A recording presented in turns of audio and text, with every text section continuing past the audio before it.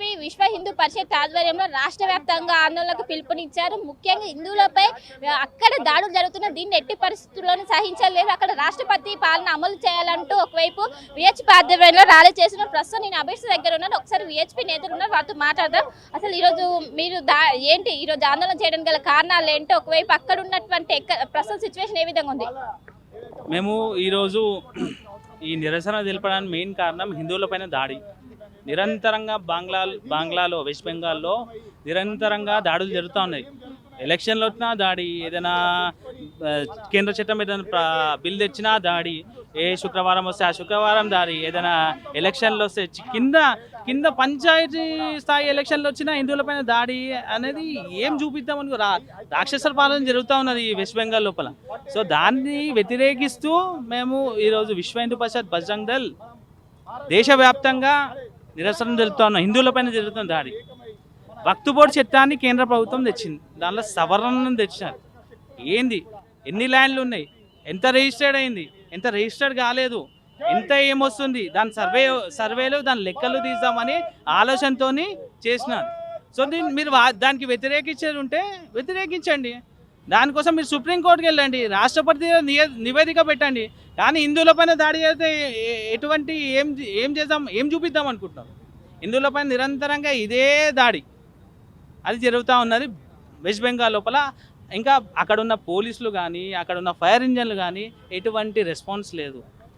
మహిళలపైన అత్యాచారం జరుగుతూ ఉన్నది, ఎటువంటి రెస్పాన్స్ లేదు. మొన్ననే చూసాం సందేశ్ ఖాళీ లోపల ఒక టీఎంసీ ఎమ్మెల్యే ఎంపీఓ ఇవన్నీ చేసేవాడు ఒక లీడరా? మీరేమైనా ఉంటే మీరు అక్కడ గవర్నమెంటు వాడిని వ్యతిరేకించి వెంటనే రిజైన్ చేపియాలి. అంత పెద్ద ఆయన పైన ఇది అబండం పడ్డ తర్వాత ఆయన అదే పవర్లో కూర్చుంటాడు. ఏం చూపిస్తామనుకుంటున్నారు మీరు? ఏ పాలన చేస్తున్నారు? ఇది ఒక ఆలోచన పెట్టుకోవాలి. బంగ్లాలో ఉన్న హిందువులు నెక్స్ట్ వచ్చే ఎలక్షన్ లోపల తప్పకుండా బంగ్లాలో ఉన్న హిందువులకి సపోర్టివ్గా నిలబడే యొక్క ప్రభుత్వాన్ని ఏర్పాటు చేసుకోవాల్సిన అవసరం ఉంది వెస్ట్ బెంగాల్లో.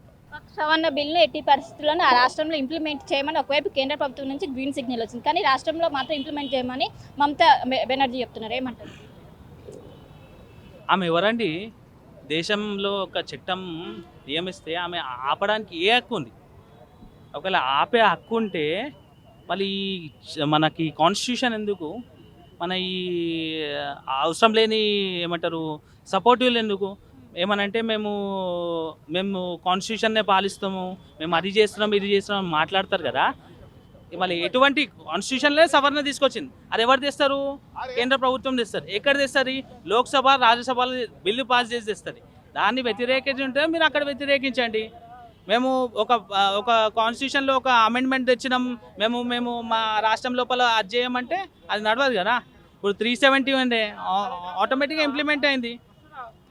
అది ఇంప్లిమెంట్ అయింది, మేము తీసుకురాలే కదా. అప్పుడు వచ్చిన కేంద్ర ప్రభుత్వాలు తీసుకొచ్చింది, కానీ ఇప్పుడు ఖిలాఫ్ ఉంది. అప్పుడు ఎప్పుడో 70 ఏళ్ళ కింద తెచ్చిన ఈ యొక్క 370ని 35Aని ఇప్పుడు కేంద్ర ప్రభుత్వం ఇప్పుడు అవసరం లేదు. ఇప్పుడు అక్కడ ఉన్న పరిస్థితిని బట్టి బాగా అయింది, కాశ్మీర్ మంచిగా అయింది కాబట్టి ఆ ఆలోచనతో తీసేసి దాని డెవలప్మెంట్ దిక్కు తీసుకెళ్లారు.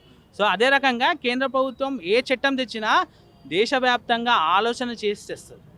అంటే ఈ వక్ఫ్ బోర్డు లోపల ఎన్ని ల్యాండ్లు రిజిస్టర్ అయి ఉన్నాయి, ఏంది కథ అని తెలుసుకోవాలని ఆలోచనతో కేంద్ర ప్రభుత్వం తెచ్చింది.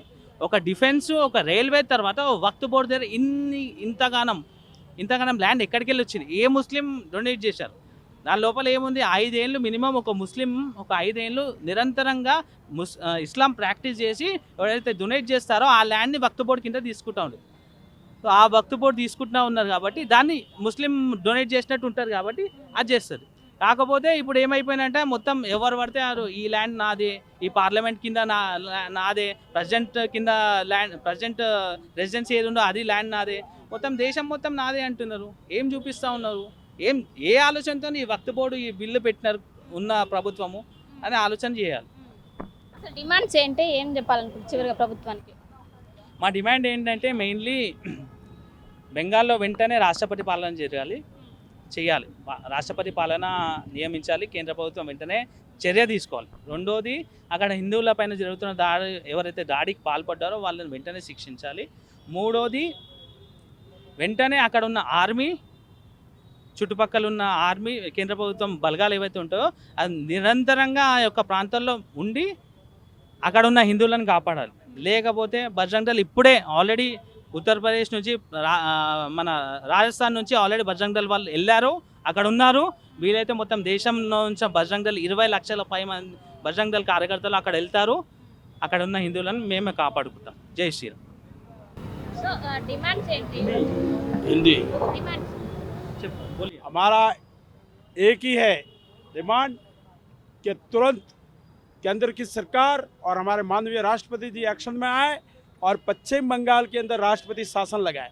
क्यों कि जो वहाँ के मुख्यमंत्री है वो कानून से और देश के कानून से ऊपर उठ के उसके निजी स्वार्थ वोट की तुष्टीकरण की राजनीति करने के लिए वहाँ ज़्यादा मानसिकता वालों के साथ के नाम से खुला नंगा नाश कर रहे हैं।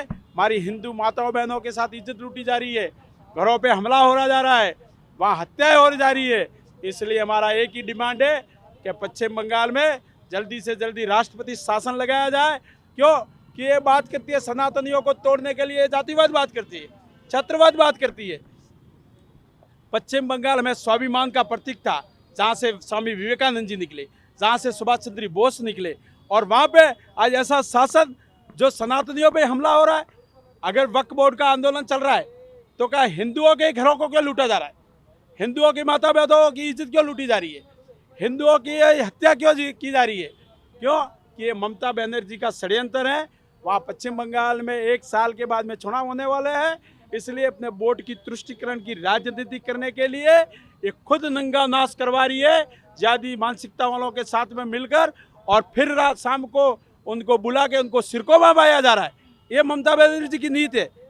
इसलिए मैं कहना चाहता हूँ इस आपके चैनल के माध्यम से कि जल्दी से जल्दी पश्चिम बंगाल में राष्ट्रपति शासन लगे, ताकि वहाँ का जीवन मानव जीवन सुचारू रूप से जी सके, अपना कार्य क्षेत्र सही से कर सके। क्योंकि जब तक ये ममता बनर्जी वहाँ सीएम है, जब तक ना रामनवमी के जुलूस की मान्यता मिलती है, ना दुर्गा पूजा की मान्यता मिलती है, और हिंदुओं के लिए जय श्री राम का नारा लगाते हैं तो वो अपनी मंच छोड़ के चली जाती है। इसका मतलब उसको इतना सनातन से नफरत है तो अपना नाम भी बदल दे। हमारे आपके चैनल के माध्यम से कहते हैं ममता बनर्जी को कि अगर आपको सनातन से जय श्री राम से इतना नफरत है और सनातनियों पे तुम हमला कराना चाहती है तो आपका अपना नाम भी बदल दे। और मैं सरकार फिर आपके चैनल के माध्यम से कहता हूँ राष्ट्रपति जी और केंद्र सरकार से कि तुरंत एक्शन में आए और पश्चिम बंगाल में राष्ट्रपति शासन लगाए और वहाँ का शासन बिल्कुल सुचारू रूप से चलाए। जय हिंद। ఈరోజు విహెచ్పి అదేవిధంగా బజరంగ దళ ఆధ్వర్యంలో రాష్ట్ర వ్యాప్తంగా ఆందోళనకు పిలుపునిచ్చారు. ఇంకోవైపు పశ్చిమ బెంగాల్లో గవర్నర్ని కూడా తప్పుబట్టారు. ఏ విధంగా చూస్తారు మమతా బెనర్జీ వైఖరిని? మమతా బెనర్జీ ముందుగా జై శ్రీరామ్, భారత్ మాతాకి జై. నా పేరు రాకేష్, నేను షేక్పేట్ డివిజన్ అధ్యక్షుడిని. ఇవాళ మమతా బెనర్జీ యొక్క వైఖరి ఎట్లా ఉందంటే అక్కడ ఏకపక్షంగా నిర్ణయాలు జరుగుతుంది. హిందువులు ఉన్నా కూడా లేనట్టే ఉంది అక్కడ పరిస్థితి. అక్కడ ఏం డిమాండ్ చేస్తున్నారంటే ఇది బంగ్లాదేశ్కి అనుబంధంగా ఉంది, ఇది భారతదేశంలో లేదు, బంగ్లాదేశ్లోనే ఉన్నది అనే విధంగా వాళ్ళు క్రియేట్ చేసి అక్కడ నుంచి రోహింగ్యాలైనా కానీ బంగ్లాదేశీలైనా కానీ అక్కడ వచ్చి నివాసం ఏర్పరచుకొని వాళ్ళకి ఆధార్ కార్డులు, వాళ్ళకి అన్ని పాన్ కార్డులు సర్వంగా ఏర్పాటు చేసుకొని వాళ్ళకు ఒక ఓటు బ్యాంకుగా నిర్మించుకొని అక్కడ వాళ్ళకి ఏ విధమైన సౌకర్యాలైనా కూడా ఈ మమతా బెనర్జీ గవర్నమెంట్ అనేది వాళ్ళకు ఒక్క పక్షంన ఒక మతానికే ఉన్నట్టుగా ఈ భారతదేశంలో లేనట్టుగా ఇది ఒక వర్గానికి వాళ్ళకు మొగ్గు చెప్తూ వాళ్ళ యొక్క అరాచకాలు జరుగుతున్నాయి. ఇవాళ దళితుల మహిళల పైన ఇక్కడ మానభంగాలు అక్కడ జరుగుతున్నాయి. దళితులని చంపుతున్నారు, ఊచకోతకు వస్తున్నారు. ఇవాళ ఆదివాసులని ఊర్లలోకి వెళ్ళి వాళ్ళని చంపే పరిస్థితి అందరూ హిందువులు గమనిస్తున్నారు. అక్కడ మనం చూసే పరిస్థితి ఇది ఏ హిందూ కూడా సహించబోడు. రాబోయే రోజులలో మీరు ఇవన్నీ చేయడం వల్ల మీరు హిందుత్వాన్ని జాగృతం చేస్తున్నారు, ప్రతి హిందూని జాగృతం చేస్తున్నారు. ఇట్లా ఈ విషయాన్ని చూసుకుంటూ ఇప్పుడు కేరళలో కానీ బంగ్లాదేశ్లో కానీ బెంగాల్లో ఏదైతే జరుగుతుందో వీళ్ళందరూ కూడా దేశవ్యాప్తంగా వీళ్ళు మొత్తం స్ప్రెడ్ అయి ఉన్నారు. వీళ్ళందరూ కూడా ఈ రాబోయే రోజులలో ఇది ఇంకా ఉద్రిక్తం చేయాలని వీళ్ళ ప్లాన్ నడుస్తుంది. కాబట్టి ప్రతి ఒక్క హిందూ జాగృతమై వీళ్ళ అరాచకాలను మేము అరికట్టే అవసరం ఉంది. హిందువులని ఒక్కసారి హిందువులు జాగృతమైనంటే బిడ్డ ఎవ్వరు ఆగని పరిస్థితి ఉంటుంది. జాగ్రత్తగా ఉండండి. ఇవాళ బెంగాల్ గవర్నమెంట్ ఏదైతే ఉందో ఇవాళ రాష్ట్రపతి పాలన అక్కడ అవసరము.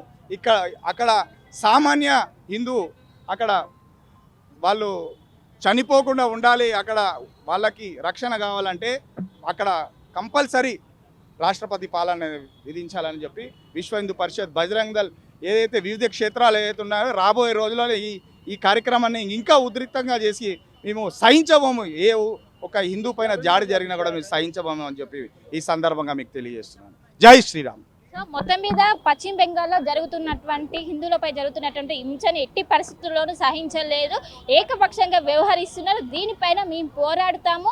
ముఖ్యంగా అక్కడ రాష్ట్రపతి పాలన ఇంప్లిమెంట్ చేయాలంటూ ఒకవైపు విశ్వ హిందూ పరిషత్ నేతలు కావచ్చు, అదేవిధంగా బజరంగ్ దళ్ నాయకులు కావచ్చు, పెద్ద ఎత్తున వాళ్ళ ఆవేదన వ్యక్తం చేసిన పరిస్థితి మనకు ఓవరాల్గా కనిపిస్తుంది. కెనపర్సన్ కోటేశ్వరరావుతో కలిసి శిల్పార్టీగా హైదరాబాద్. మరిన్ని వీడియోస్ కోసం ఛానల్ ని సబ్స్క్రైబ్ చేయండి. లేటెస్ట్ అప్డేట్స్ కోసం వాట్సాప్ ఛానల్ ని ఫాలో అవ్వండి. ఆ లింక్ డిస్క్రిప్షన్ లో ఉంది.